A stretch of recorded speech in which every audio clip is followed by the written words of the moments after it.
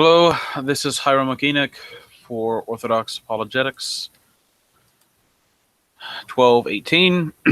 Father Joseph is running late, so I suppose he'll drop in.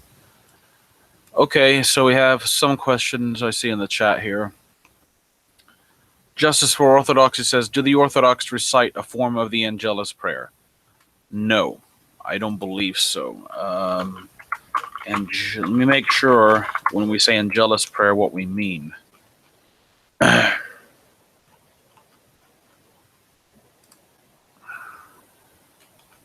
you mean the angelic salutation, the Hail Mary, we do recite a form of that.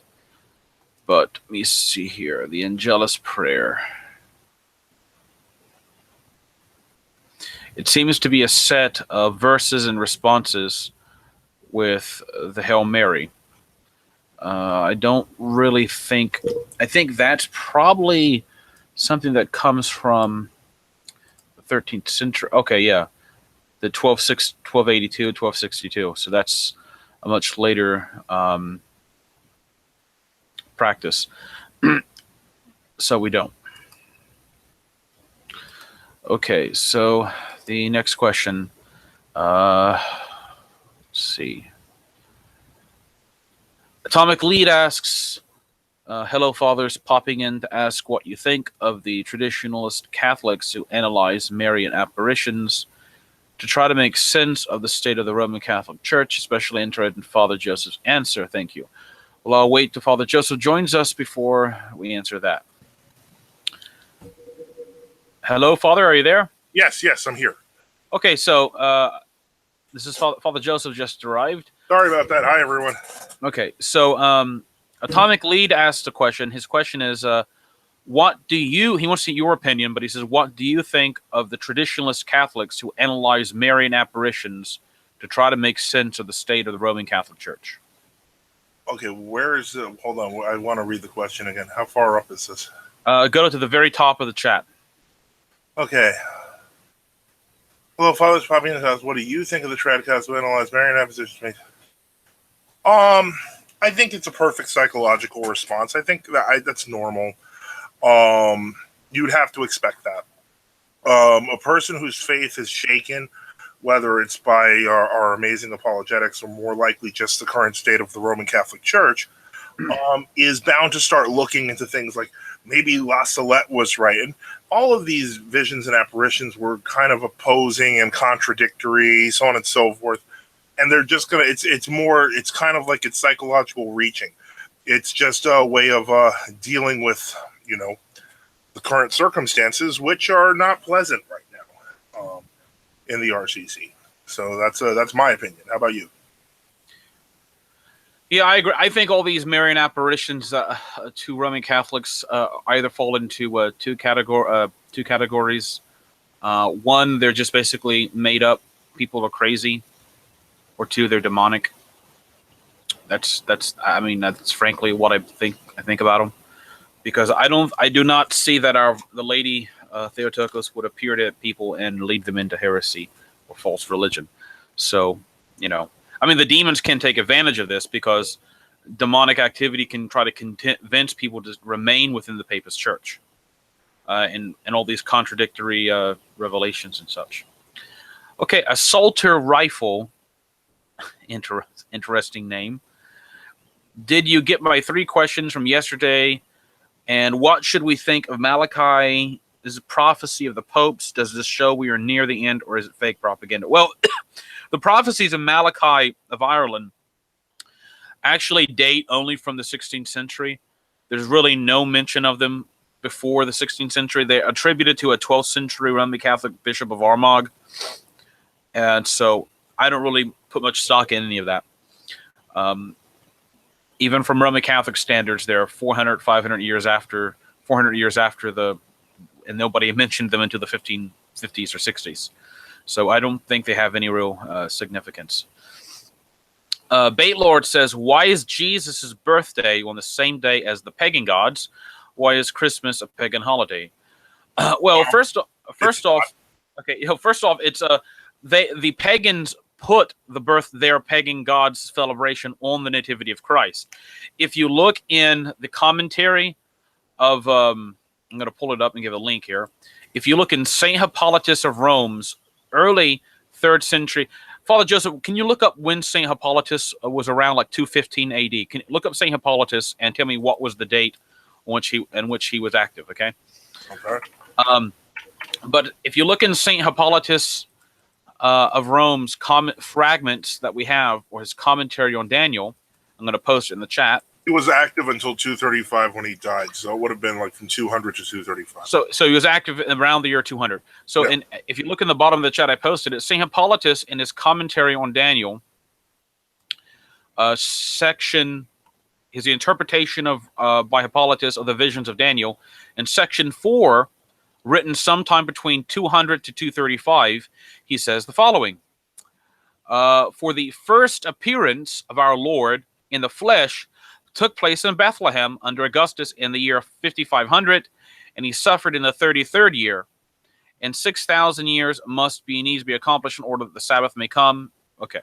Now, why is this interesting? Well, it's important because what people are talking about is what's called the Feast of Sol Invictus.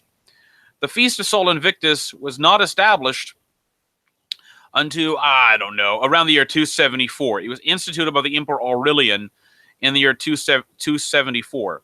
Now, people tried to claim originally he instituted it on the 25th of December. That's actually not true.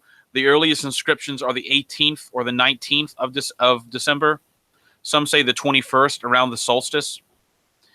So Solon. Now, what is true is in the 4th century, I think the emperor, or after the time of Licinius, and maybe around the time, probably by the time of Julian, the pagans began to celebrate Sol Invictus on December 25th in order to counteract the Christian celebration. All right, and in fact, there's many scholars who believe that the institution of a feast of Sol Invictus was chosen in the first place to counteract the Christian celebration. But the point is, if you look in the Transactions and Proceedings of the American Philological Association, volume 70, published in 1939, page 480, and note 128, and you find an article written by Alice S. Hoey called Official Policy Towards Oriental Cults in the Roman Army, and he has the following. He says, an inscription of unique interest from the reign of Licinius, that is the Eastern emperor around, let's say, the year 320, embodies the official prescription for the annual celebration by his army of a festival of Sol Invictus on December 19th. So even by the time of Licinius in 320 or so, they were only celebrating the new established Feast of Sol Invictus on December 19th. Whereas, according to Hippolytus, he says, for the first advent of our Lord in the flesh, he was born in Bethlehem. Okay, now let me look at that one more time to make sure I'm reading this correctly. Under Augustus. Now, there is a variant of this manuscript, of the 3rd century manuscript of St. Hippolytus, which says, for the first advent of our Lord in the flesh, when he was born in Bethlehem, 8 days before the calends of January, December 25th, the 4th day of the week, Wednesday, while Augustus was in this 42nd year. I'm going to post that variant link to it in the comments also. And if you go to that website, it's called December25th.info, and it's actually a very good website that ably defends December 25th on the old calendar, technically, of course, as being the original date, and they reprint a large number, something like 24 or 36 classical books, apologetics books, from something like the 17th through the early 20th century, which go through this whole issue of December 25th and the Nativity. And they point out, quite rightly, that since we know when St. John the Baptist was around when he was conceived, because we know when the course of Abia was held, all right? The course of Abia, which was the priestly course that Zacharias served in, was around September. St. John the Baptist's conception is in late September. So once we know the conception date of St. John the Baptist, then we know his nativity date. Then we know when St. Elizabeth visited, when the Theotokos visited St. Elizabeth, and the months what month they were pregnant in, and all the rest, which is explained to the Gospels. It's not that difficult at that period to determine that December 25th fits with all of this. And we have manuscript evidence from St. Hippolytus of the early 3rd century, which talks about December 25th, or the calends, or the 8 days before the calends of January. So all this pagan stuff about, well, they picked Christmas was a paganized day is simply not true. Now, what is true is in many places in the East, I don't think they were celebrating Nativity until sometime maybe around the year 400. But in the Western early Western Church, Nativity was always understood on December 25th, and you can figure that out through the biblical chronology and all the rest. You have anything to add to that, Father Joseph? No, actually, I think that's pretty complete. I would have gone through the dating based on St. John the Baptist's birthday, and frankly, even now, a lot of the neo-pagan groups take things from Christianity. It's just something they've always done, and then they say it's in the name of the old religion, and you find out it's a lie much later. Yeah, and they have really no way of even constructing the old religion. Oh, exactly. I was reading one neo-pagan book where they started talking about creating a feast of cakes and ale. Ha, ha, ha. Bread and wine. I wonder where they got that. Yeah. Anyway. Okay. All right. So next question would be, Baitlord says, what are the best 3 arguments against Protestantism? We've kind of gone through that. No. People have asked us that successive times. You need to ask. Go listen to the show again. Yeah. Go back 3 episodes. No. Go find it when you asked last time. Okay. Okay. So Hildebrand of Savona says, is it true that Santa, not meaning St. Nicholas, originates from a Nordic pagan god who sacrifices children and puts them in the... Now, I've never heard of that. I don't think so. It sounds like he's just saying ridiculous stuff. Okay. No. All right. I'm going to ignore Hildebrand, which is what everybody should have done 1,000 years ago. Where does Easter bread come from? That one actually is valid. It was actually dinner, like the Thanksgiving turkey. Okay. You can actually find like ancient menus, and they would eat that as the fast ended because it was meat and it was cheap and it was popular. Yep. And people forget that chicken... Actually, the reason chickens that was the wealthy man's food in the Middle Ages, because people didn't slaughter their chickens. They wanted them for, guess what? Eggs. And so peasants would not kill a chicken or a turkey. Exactly. Rabbits were pretty useless otherwise. Exactly. You could raise rabbits or catch them in traps. Exactly. But you wanted your hens to lay the eggs, and you wanted the roosters to keep them around so they would lay eggs. So just remember this Pascha, when you're ready to choose your meat, rabbit is always on the table. Okay, some Baitlord says, are all ultra-Orthodox monks what mainstream side would call conspiracy theorists? Every ultra-Orthodox monk seems to be woke on Freemasons and Israelis' roles in 9/11. Well, that's not really an apologetics question. No. I will say, though, all the true Orthodox monks I've met, yes. And I think that's because simply to be Orthodox, to be even mainstream Orthodox, quote unquote, you have to be a monk. You have to be serious. Like on Athos, they won't eat things with some monasteries. They'll check for barcodes on things you give them, and they won't eat them. Yeah, and part of this is simply because to be Orthodox in the modern world, you're not going to be. I hate to use the word a normal person, but you have to look outside the box with things to even look at Orthodoxy to begin with. No, that's just how it is. But Daniel Gigante says, what do you make of the monasteries of Elder Ephraim, graceless heretics? Well, in fact, I was just having a conversation with somebody at dinner about Elder Ephraim. And I do not have a positive, I'm sorry to be taking over here, Father, but no. I do not have a positive view of Elder Ephraim. One, because he's part of the Ecumenical Patriarch, and he claims to be against ecumenism, but he never says anything publicly against it. And I do not, even people on Mount Athos who are under the Ecumenical Patriarchate will publicly say something against him. Secondly, I know I've heard directly from older ROCOR people, who were in ROCOR for like 40 years, that there would be Russians who would go to the Elder Ephraim monastery and they would go to confession, and like Elder Ephraim would say, "Well, you need to have a life confession," and then they would confess everything they did in their entire life. And there was one case of a man who had committed some sin back in 1950, and he had went to confession to his own ROCOR priest and been penanced, but then Elder Ephraim said that confession was never valid because the penance wasn't sufficient, therefore you have to do new penances I give you. So I don't have a positive attitude about that. I think that's just a problem with these these modern elders in general. I think that I have a problem with anyone who calls himself an elder while he's alive. because I hate to say it, that might have been a charism in the Vala monastery, so on and so forth. But every modern incarnation I've heard of an elder usually seems like some sort of weird cult leader. Yeah, now let me make. There are people who criticize the Ephraimite monasteries because they teach the toll houses. The problem is that that's a stupid criticism. Yeah. That's not a correct Now, what is true is that I believe there are supposed to be teachings of Father Ephraim where he says, if you leave me and you stop being my spiritual son, you won't get through the toll houses. Now, that's not true, because Orthodox monastic fathers and elders, when lay people are coming to them, will oftentimes say, look, if you don't find me helpful, then you can go to another person for confession. No hard feelings. They don't say, well, if you forsake me as your spiritual father, you're not going to get through the toll houses and you're damned. Yeah. Nor do they say that Father Seraphim Rose was never really a saint because he was chrismated, which is what they used. The old Ephraimite teaching was until they kind of began to change it. Wow, for political really? reason. Yeah. That's the old Hockneth line.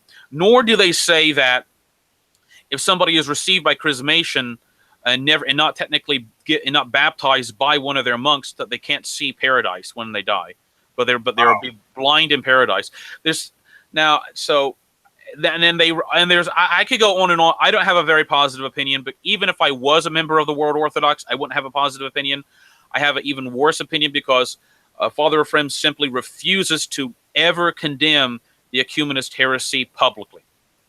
And he was, in fact, part of ROCOR at one point when ROCOR was independent in the 90s. Right, and he broke off on that basis. And he broke off basically because people were threatening him and saying that, oh, well, there was one monk saying he would commit suicide if Father Ephraim didn't rejoin the Ecumenical Patriarchate. And he did. And, I don't know. I mean, that's kind of when people start to blackmail you and you give in all the time, that's my opinion. I don't know if you have a different opinion, Father, but I agree with you on the elder thing. People going around saying I'm a holy elder or I'm an elder, and then encouraging kind of a cult around them. A true elder does not encourage a cult around them, nor do they ask people to try to talk about them a whole lot. It's like the whole Pope Francis thing, where he's so humble in the media. But I really wouldn't want to put Elder Ephraim in the same place as Pope Francis, but that's just really too mean to Elder Ephraim. Okay. Okay. In any case, now the only thing I have to comment is the graceless heretics part. And one of the things that one of the most bothersome things is whenever you're dealing with true Orthodox talking to World Orthodox, the term graceless heretics comes up. That is the term on the books. In fact, when the old calendarists broke off, originally the new calendarists said that their marriages were invalid and their baptisms were invalid. So it was okay to rebaptize someone's kids and steal their wives. I don't think that that's necessarily something where you can start to go, oh, well, if you think we're graceless heretics, you're mean. No, graceless heretics is generally, whenever there is a schism, that is either one side is a graceless heretic or it works out in 30 years. We don't know, but you know what's on the books? Graceless heretics. That's how you have to go no matter where you are. If you're in World Orthodoxy, True Orthodoxy, that is the term you use on the books. Graceless heretics or schismatics. And so that's the only way the churches have understood it. Now, am I going to say, I don't know if in like 30 years from now, those Ephraimite monasteries, well after Ephraim's death, are suddenly leading the charge to stop the ecumenical patriarchate. I have no idea what's going to happen in the future. I know what's on the books. So that's all I would say. I don't think, I think that they're trying. I don't like the fact that Elder Ephraim hasn't said much on ecumenism. I think they're on the old calendar. I'm not sure. No. They're not? I don't believe they are. Oh, okay. I thought they were. I could be mistaken. Never mind. I could be mistaken. But the point is, we don't know. I would rather say this. I would rather say I'd look at the doctrine and teachings of the church. And I think that that's something that the Ephraimites themselves struggle with. I mean, Father, you mentioned at one point there was this thing about, like, they have this thing about baptism. But that's against the rules of the Ecumenical Patriarchate Archdiocese that they're part of. So they know that, and they have this weird legalistic work. Yeah. The thing is, they know. The fact is, they know better, but they refuse to act, and they refuse to act because Elder Ephraim is afraid. And that's the problem, and that's my point about the whole elder cult thing. Yeah. That if the elder says this, then we'll do it. If he doesn't, we won't. And now let's continue on then. What the Eight Lord says, what should we buy people from Christmas since giving loads of presents equals greed? icons of Saint Nicholas. Okay. Anyway, or rabbits for when Yeah. Christmas happens. Daniel Gigante asks, can you speak about Father Raphael Johnson and your synod's unjust excommunication? Okay, well, you're kind of preloading the question. Okay, there unjust. Well, first off, he was actually deposed. He wasn't technically excommunicated. He wasn't technically excommunicated. They're actually two different things. Right. He was deposed from the priesthood. Now, he excommunicated himself by leaving and going to a heretical Imaslavas group. Well, that and the fact that he also became kind of a congregationalist in his writings and all sorts of new teachings. The point is, Matthew Raphael Johnson is not a priest of our church anymore. And the way it works in Orthodoxy is if he'd have to have appealed to another synod, that the unjust excommunication, a synod that has jurisdiction over us that we would recognize, and then, the deposition could be overturned. Nothing of the sort happened. We did everything, and I'm just speaking on behalf of our synod, we did everything we were supposed to. We crossed every T, we dotted every I, we held a trial, we gave him warning time, we gave him a chance to answer, and his basic answer was to the effect of, if you don't recognize me, then I don't recognize you. That's not how the church works. And that's not how a bishop works. And I say that the congregationalist thinking you find in his letters where he refers to bishops so despairingly. Bishops, they're the Eucharistic icon in the church.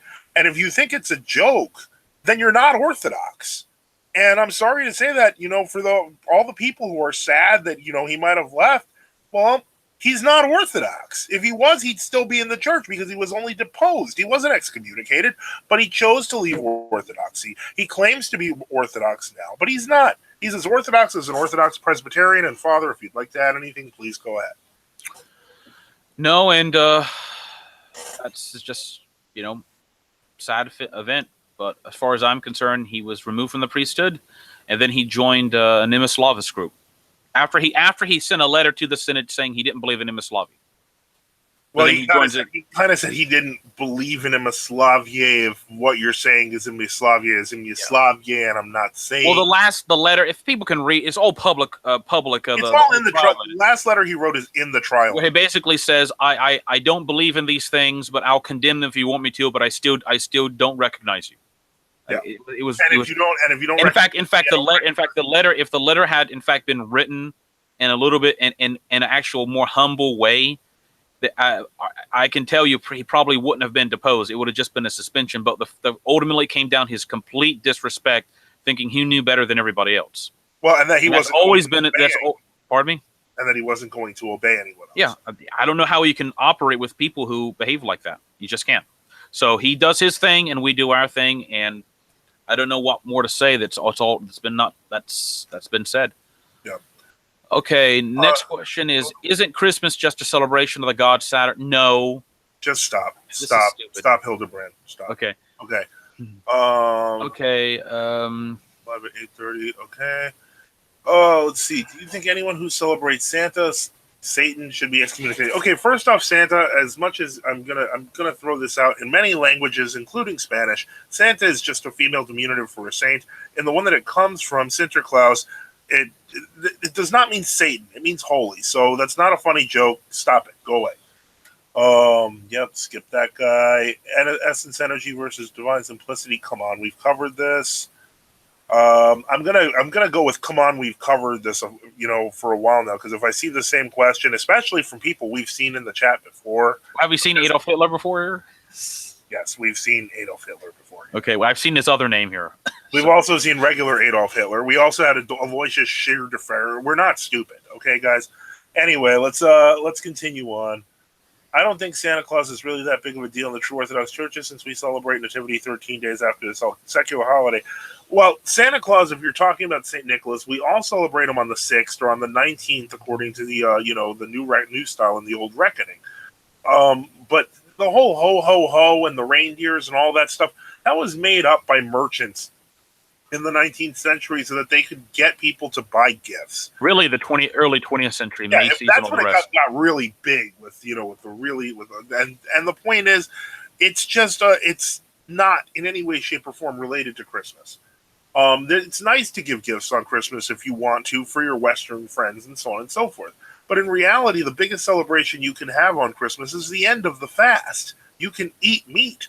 That's a pretty big deal. If you're fasting for 40 days, I guarantee you, what am I getting for Christmas this year is not high on your list. So I think that's just a better way to look at it. Okay, Nigel asks, do you think we should have a monarchical nation state in Scandinavian mountains and make it a second Athos full of Orthodox monasteries? Well, go ahead. If you want to start converting people, the true Orthodoxy in Scandinavia. Yeah, but he wants to make it a second Athos. There's no females on Athos, including female animals. Oh, well, my point is that if they want to make if you want to make a second Orthodox Athos up in northern Scandinavia, good luck. You need to start doing. You need to get started in the work. Is one. Yep. Get to work. Okay. Boomers can't get their mic. Okay. Why is Christmas the 7th of January in Orthodoxy? Because it's actually the 25th on the church calendar. Yeah. It's just we have a 13-day differential that's happened over the past, I don't know, like 1,000 years. Well, it was 400 years. It was the formation of the Gregorian. Oh, well, I think the drift actually started before then, though it wasn't. That was what supposedly impelled the papacy to change. Yeah. Because remember, I think as early as the 11th century, you actually had differences that began to show up between the ecclesiastical calculation of the lunar cycle, as opposed to the astronomical calculation. Anyway, what difference did it make, though? Yeah. Okay, I'm gonna post the link to the Google Hangout in Orthodox Apologetics, and we're gonna see what happens.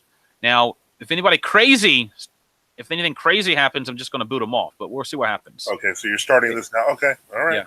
Here is okay. Do you see any more questions, Father? I'm looking for questions. In the same way Saudis fund radical Muslims, we need our own true Orthodox monarchical nation to fund true Orthodox churches and monasteries around the world.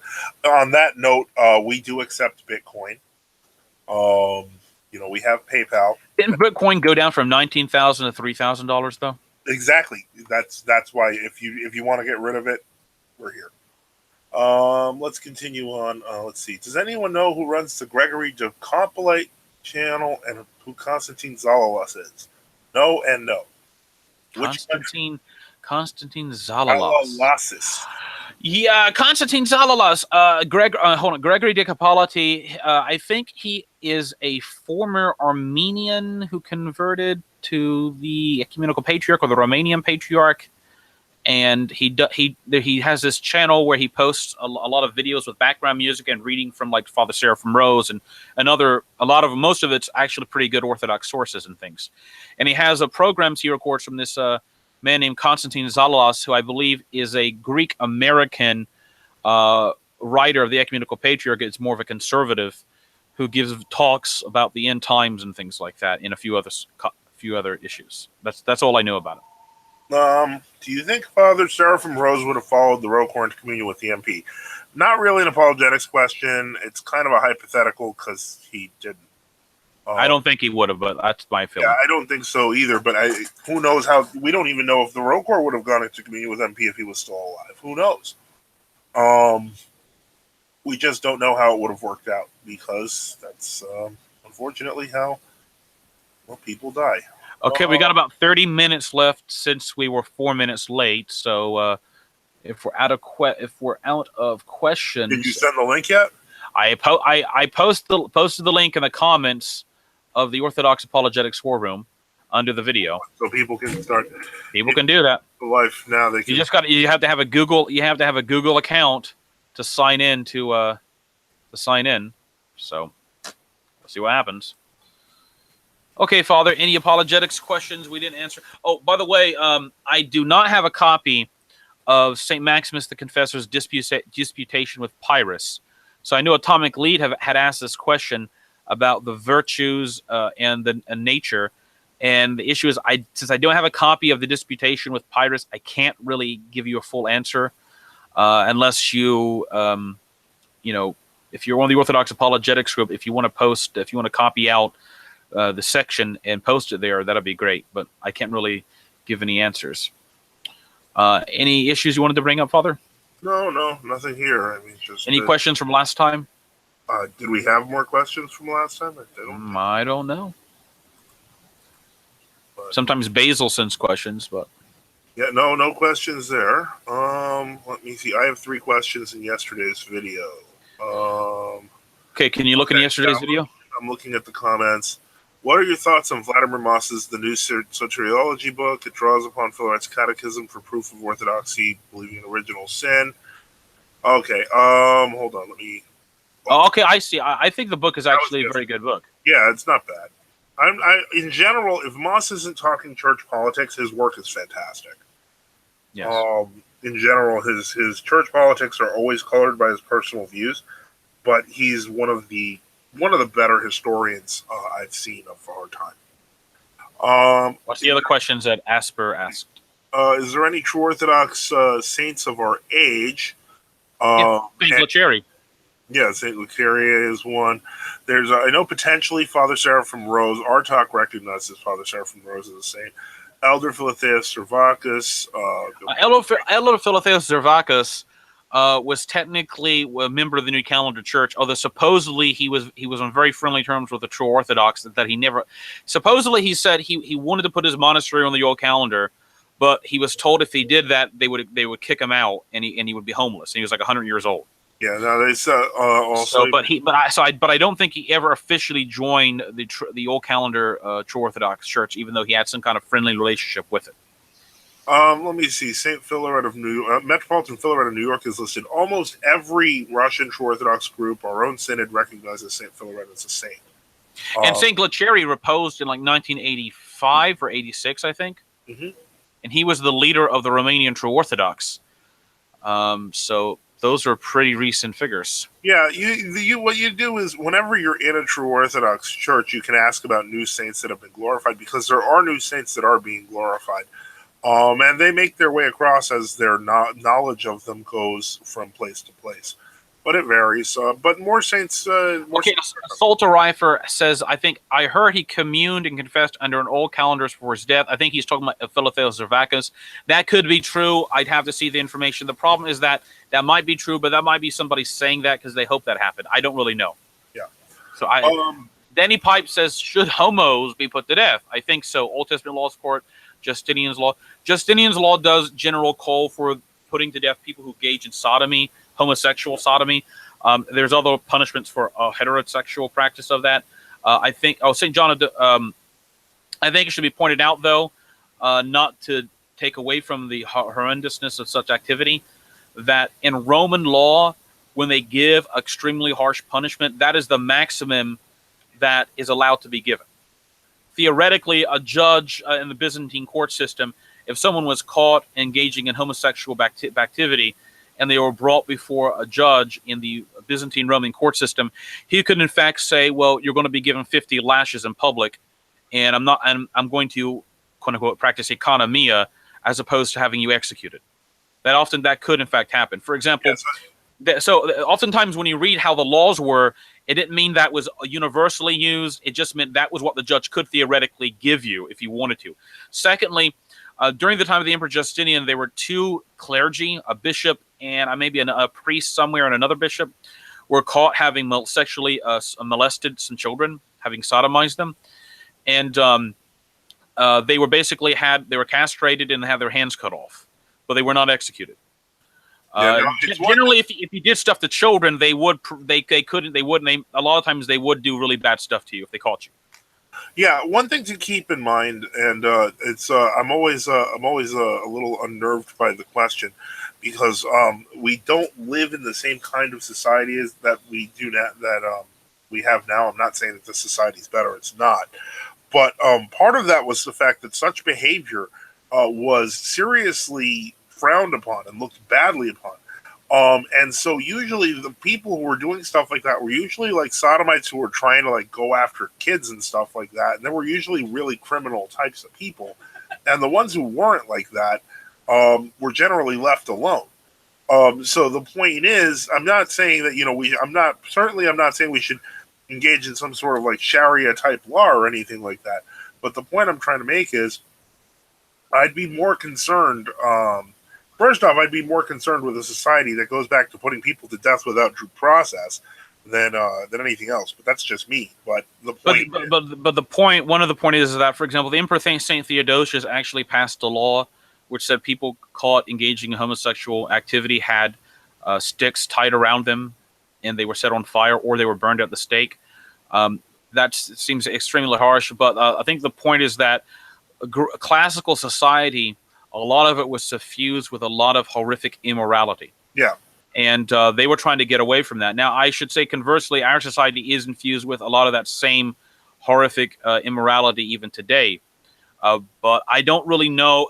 Even in 18th or 19th century England or America or Spain, I don't think they had the death penalty for homosexuality. Then I think you probably were, put in prison or publicly beaten. But even then, most societies didn't really. I mean, I don't think in medieval Russia they had the death penalty for homosexual. I think generally they would give a public beating to people, Yeah. and such, or they just kick you out of the village and say, you're exiled. Okay. Now, all right. But they did have penalties. Yeah. What do you think of Father Nicholas Planas being venerated? He adhered to the old calendar his whole life despite the persecution he faced. The book Papa Nicholas Planas, which was originally put out by Holy Transfiguration Monastery, I remember because it was one of the earliest books I read when I first started coming to Orthodoxy, points out in detail that, in fact, Nicholas Planas died in communion with the new calendars. Now, it points out that he died in 1932. Right. Now, their argument was that the new calendarists, the old calendar church as a formal body didn't exist. But it's worth noting that in the life, it talks about when he was talking to the new calendar archbishop. And, basically when the new calendar archbishop said, I heard you're in old calendars, he said only at night. And they were basically arguing because he was using the Matin services according to the old calendar that he was a secret old calendarist. But he was still doing the main services of the day as a new calendarist. And that's something that you can't get around. I don't know. I know that I remember in the book itself, I think they mentioned that the Ecumenical Patriarch eventually did make Papa Nicholas Planas a saint. No, they did that in 1992. Yeah, so the point, that's how far back I read it. But the point is, does that mean that as old calendarists were required to because HTM says so? I know that there was also a personal relation between, I think, Father Pantaleimon and somebody he knew that knew somebody, and so it was kind of like a saint by association thing, and I don't buy that. I mean, I think that if his life shows miracles and people venerate him, then it will come through. That's all. But if not, then it won't. That's how it always works. Okay, so the other question was that if there are any true Orthodox seminaries besides St. Photius, since they are Cyprionite. I'm not defending them, but I think St. Photius Theological Seminary, I think that's technically part of the Chiusa Synod now. Right. It's no longer considered officially Cypriot. Officially, yes. But there are no other seminaries, no building, with buildings and things as far as now, I think there are Russian true Orthodox jurisdictions that do have kind of seminary type buildings in Ukraine and Russia. Yeah. But most people don't want to go to Ukraine and Russia. So Danny Pipe says the councils of Carthage, which were ratified at Trullo, confirm original sin. The Orthodox teaching differs very little, if at all, from Roman Catholic teaching. The whole ancestral sin things come from Romanides. That's partially true. The problem is that the Roman Catholic teaching is kind of vague. Way worse than, yeah. Well, the problem is this. There's a whole debate about what the term riatus means. All right? Riatus can mean guilt. It doesn't have to mean personal guilt. It can mean this kind of metaphysical, abstract sense of man is guilty through Adam's fault, that we inherit some sort of guilt, but it's not a personal guilt. And there's a whole big debate. There's something, I think there's supposed to be 3 or 4 schools of thought in Roman Catholicism that date back to the Scholastic period and up to the Reformation about what original sin actually is. The effects of original sin. Yes. And so my point is that we have the doctrinal teaching of original sin in canons 120 to 127 of Carthage, which do say it actually original sin is not just dying physically, and it's not just spiritual death, which it is that, but it actually is a sin that has to be removed at baptism. Right. Now, you can read in the writings of the fathers and saints where they have different opinions you can extract from them. But if you read canons 120 to 127, it's clearly laid out there. Secondly, what is true is the whole ancestral sin thing. Ancestral sin is a term used in Greek writers before Romanides, but they use it to mean basically what we mean by original sin. Yeah, I don't understand why people get like worked up on the term ancestral sin. Ancestral simply comes from ancestor. It's not like the Greek church taught that there were multiple ancestors besides Adam and Eve. They just thought it's the same. But the Romanides and the kind of Hakna, the neo-renovationist teaching that ancestral sin / original sin is just we have physical death and we have passions in our body. That's all it is. That's heresy. That's not right. That's not orthodoxy. That's we don't teach the Romanides teaching. And Danny wrote back to Assaulter Rifle about because Assaulter Rifle pointed out if we have original sin, we'd also have to have an immaculate conception of the Theotokos or not. Technically, no, we would not. But then Danny wrote, no, not at all. God can conceive himself without original sin if he pleases. Even papists officially teach the IC was not necessary. That's incorrect. They teach the IC as a dogma of the church. I know, but it's my understanding that the Roman Catholic origination of Immaculate Conception was that technically it's the most befitting thing for the Virgin. No, I'm saying, but that's what I thought. That was what some of the earlier ones were teaching. Right, but I'm saying the dogma itself says it is a dogma so revealed that she was immaculately conceived. I know, but my point is that a dogma in the Roman Catholic sense that they just developed something that wasn't a dogma? No, that's the first papal dogma ever in 1854. Wait. Okay, 1854. Okay, all right. Hold on, here. I'll just get the. No. I understand that, but all I'm saying is that the origination of the Immaculate Conception teaching in the late Middle Ages was based upon not the conception of that we have original sin. It was based upon the idea that the Virgin being conceived without original sin was most fitting to her. Right. That's a gift. But that's right. But that's not what they're teaching. I understand. Oh no, I understand that, and I think the person who mentioned the other point was right that. Even scholastics and other figures in the late post-system. I might have said that that's the best and most logical way, but the point is that is not the Roman Catholic teaching. The Roman Catholic teaching is, to quote, we declare, pronounce, and define that the doctrine which asserts that the Blessed Virgin Mary, from the first moment of her conception, by a singular grace and privilege of Almighty God, and in view of the merits of Jesus Christ, Savior of the human race, was preserved free from every stain of original sin, is a doctrine revealed by God, and for this reason must be firmly. No, I understand that, but I'm saying the basis of that papist teaching is the first line, that is a singular privilege. It most befits the Virgin. That's their argument for why it should be a doctrine. That's all I'm saying. And I'm saying that doesn't follow necessarily. It's an added thing on there. It's like St. John Maximovich said, zeal not according to knowledge. Right. When he talks about the promoters of the Immaculate Conception. Danny Pipe says, we read that part. Yeah, we were reading that part. Do unbaptized babies have salvation? Not have salvation if they die if there is original sin? I wrote an article on that on NFQ, and I will post it in chat. Basically, there aren't a whole lot of fathers I've been able to find that actually comment on this question. Here's the article. I'm going to post it in the chat right now. What you do find is some writings in, let's say, the Synaxarion, which is technically, I think the Synax or the Triodion readings.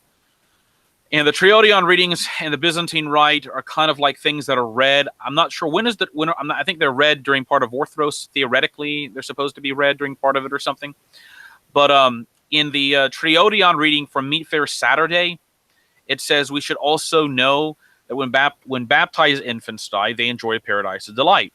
Whereas those not illumined by baptism and those born of pagans go neither to paradise nor to Gehenna. When the soul departs from the body, it has no concern for things of this world, but only for things of the heavenly realm.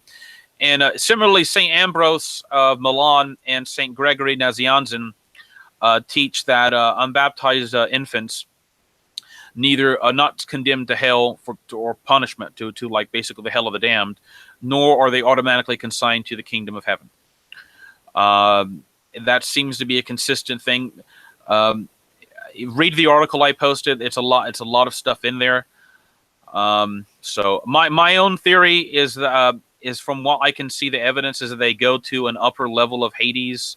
By Hades, we mean basically the place that's not paradise where the dead go. Lower Hades would be the hell of the damned. The upper Hades would be what sometimes is called limbo. It's not a fourth area. It's limbus means the exterior region. But I also believe, based upon, this is my own personal belief, based upon some of the text of some of the editions of the Life of Elder Basil the New, that God at the Last Judgment will in fact translate the souls of unbaptized infants to paradise. Because there is in one of the versions of the Life of Elder Basil the New, it says at the Last Judgment, the unbaptized infants rise up and they cry out that they lost baptism by no fault of their own. And they say to the just judge on the last day, they say, quote, O Master, O Lord, thou art blessed and gracious and merciful, because as the Lord of life and death, thine inscrutable decree deprived us of a time of life. But we beg thee, have mercy on us, O Lord. At this plea from these little ones, the Lord gave the small ones comfort and a place of repose, looking upon them with compassion and gentleness. The Lord then commanded the holy angels to give them a good place, a mystery having eternal joy. And so that's my personal opinion on it. And people can read that article and make another comment in the next video, I guess. Okay. Danny Pipes asks, how did the Romanitas meme teaching catch on like wildfire? Wow. What's the Romanides meme teaching? What I think that's referring to is the general body of Romanitas' teachings that have taken on even meme forms. Like the whole, like there's no such thing as Greeks. That's a conspiracy. They were all Romans, and so the Greeks were the real Romans and stuff like that. And I get that, because when I first converted to Orthodoxy, it was when the internet was still new. And I first started, when I was first Roman Catholic and I was doing apologetics 20 years ago on the internet, there was barely anything there. I mean, anyone who did apologetics could win an award, and I was converted by God and brought to Orthodoxy. But the point is, when I started doing Orthodox apologetics, there was no Orthodox stuff. Like, Orthodox info was new. But then, suddenly one day, as I was learning more about Orthodoxy, while still defending Orthodoxy, because you can still defend the teaching of the church, but the point is, you still don't understand it fully. I found this website. And it was this website called romanity.org.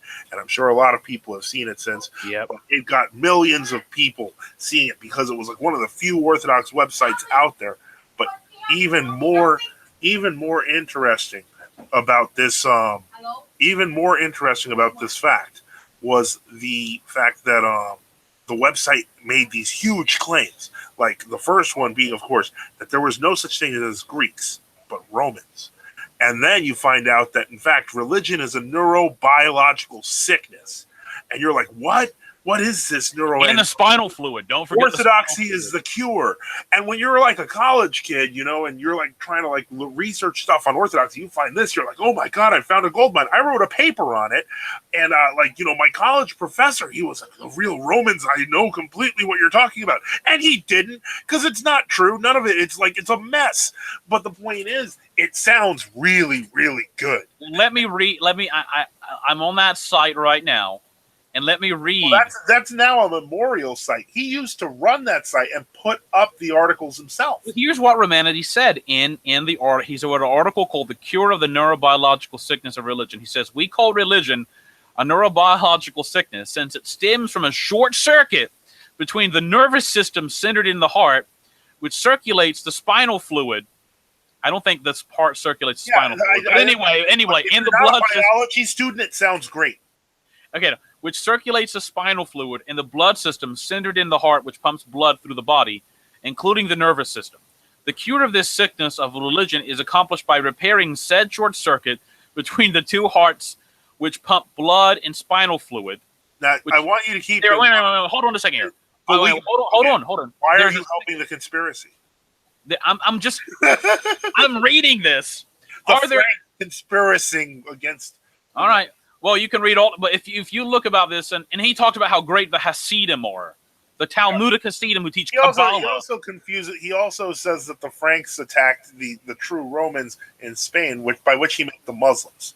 So the point is, if you aren't paying close attention, he writes such great bombastic work, and if you're, I don't know. I'll tell you what. Around 2000 was when 2002, 2003 was when I first came across this website, and I had the same experience as you. Yeah. But I could never get over the stuff about spinal fluid and blood and it's the spinal fluid, which is what determines At first, I was like, maybe he just wasn't a biology professor. But after a while, you start to realize, holy wow, he's a crackpot. Yeah, and so sorry. I don't know. Anyway, but my point is, this messed up a whole lot of people, though. Yeah, well, there's a whole memes thing that there's a meme thing like the Sakalarios' meme treasury or something, and they literally do memes based upon being the real Romans. So it's hilarious. And of course, he talks about how the rabbinic Jews understood the Bible better than Saint Augustine, and how the Saint Augustine is just the worst person ever. And he talks about how and he actually mentions how the Marxists have the same ideology as the Orthodox Church. And don't forget that the French Revolution was the rise of the Roman Empire coming back. Yeah. I mean, he was into all this, and how he was the French. Yeah, it takes a long time, but after a while, you realize this guy's nuts. Yeah, exactly.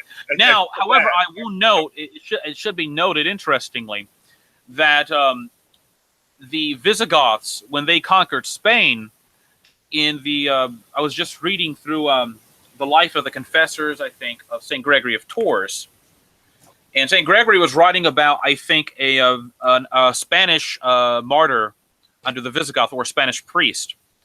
And the Visigoths, when they were Arians, they did call the Spanish the Romans.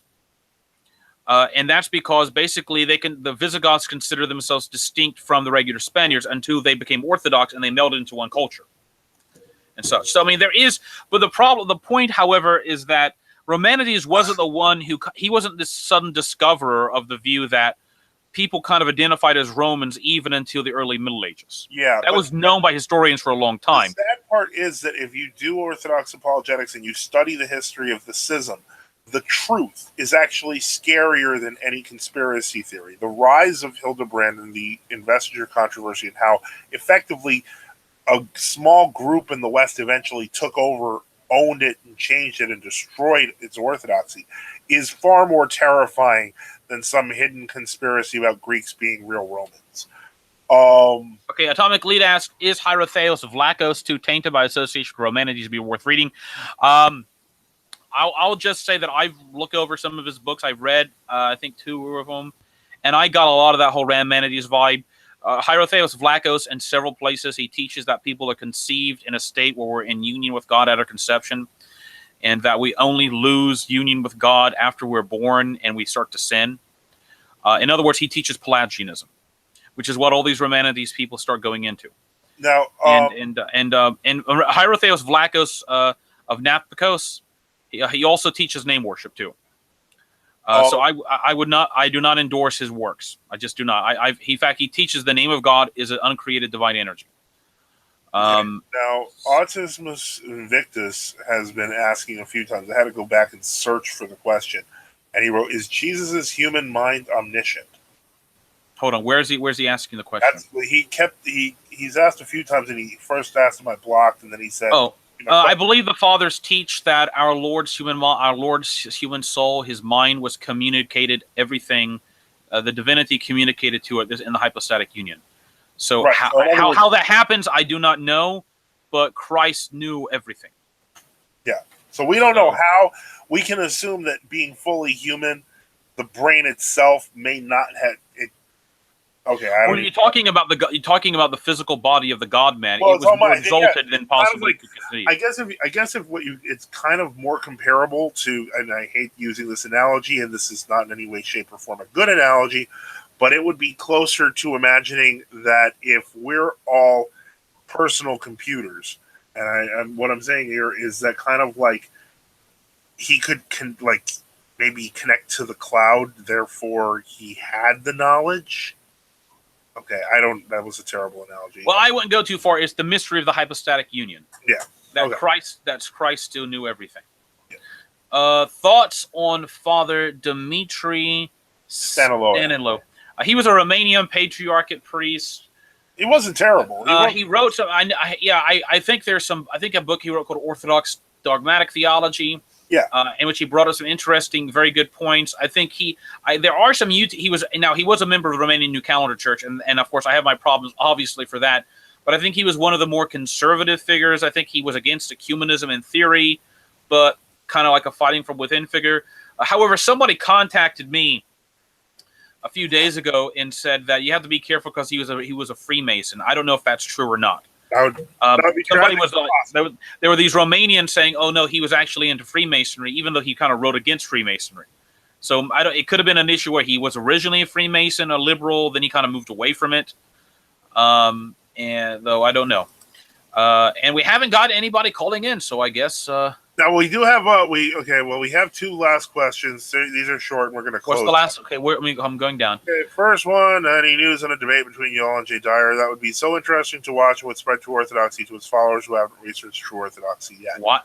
Who arranged a debate? I don't know. I don't know. First off, I don't think he would want a debate. Second off, he's only been Orthodox like 20 minutes. So maybe like practice like the whole apologetics, learn apologetics, and then if you really want to get into, arguments about true orthodoxy and world orthodoxy, have at it. My view is that when you do apologetics properly and you research it, you really can only come with one answer. And I think that I found that among people in world orthodoxy who work in apologetics, ultimately what it comes down to is my bishop may be wrong on the new calendar and ecumenism, but I'm still obedient to him. That's the world orthodox answer. Yeah, but the point I'm trying to make is, in reality, because it becomes at that point personal, there's not much you can say. But what I'm trying to get at here is that there's not going to be any great debate if, there's like two sides of the issue. There's only one right way to do things in general in orthodoxy, when that's according to the canons. So there's only one right answer. So I don't know what anyone would be expecting or why, I don't know Jay, and he comes up a lot, but I guess we. I think we're one of the only other Orthodox. We're like an Orthodox Apologetics channel, so people who are looking through who type in Orthodox Apologetics in Google search, but they come he up with only movies and stuff. Yeah, I mean it's a totally different area, and I don't see really any. Now I'd be interested in having somebody like a Father Peter Hears and saying what and to talk about his book, because that would be an interesting. And if he wanted to talk about the whole issue between the true Orthodox and world Orthodox, that'd be all right. But his book, that'd be an interesting subject because a lot of people have begun criticizing his book, and the little sections I've read seem to be in general, don't seem to be controversial, But anyway, of his book about the Vatican II being, getting infiltrated into Orthodoxy. Okay, Atomic Lead asks the question. You've mentioned that you think the Shroud of Turin is genuine. Do you think any of the claimants to be the Holy Spirit are real? I think some of these claimants to the Holy Spirit actually aren't the Holy Spirit. They're claiming that a nail, for example, they were like the nails of the cross were distributed, and some of them are actually called. These are like pieces of the Holy Spirit. Yeah, do they mean the Holy Spirit by that? Do they mean the spear that Longinus? Yeah, Saint Longinus. Yep. But the whole point is that now the Holy Lance in Rome. I know that there's some of it in St. Peter's Basilica, but eventually it got to the point where in Europe other spears started popping up.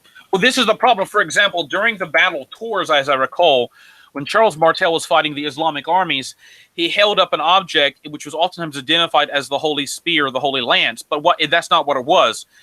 It was a spear that had a relic of one of the nails of the cross that had been given to them from the Patriarch of Jerusalem embedded in it. And so this is the problem. You got to be careful when someone says a holy spear relic. It could in fact be a literal spear with a relic of a piece, half of a piece of a nail of the true cross embedded in it, or a shaving of it. So, but Holy Lance, what is the earliest mention of the Holy Lance? I'm not even. As a relic, I'd have to do some more research and get back to you later. All right. Well, we're going to close up here, and I'm surprised we didn't have any crazies trying to sign on. We could always do it again next week and see what happens. Anyone wants to jump on, on a day like that, we can. We're going to have to take that one tomorrow. Because it's already 9:35. But all right. In any case, thanks everyone for listening. We'll see you again tomorrow. It should be at 8 tomorrow. Sorry about my lateness. I'm the one who caused that. I was stuck in traffic and I had a bunch of things to do. So have a good night, all, and thank you for listening. Thanks for your questions, and we'll be back tomorrow. All right. Benedicite. Okay. Benedicite.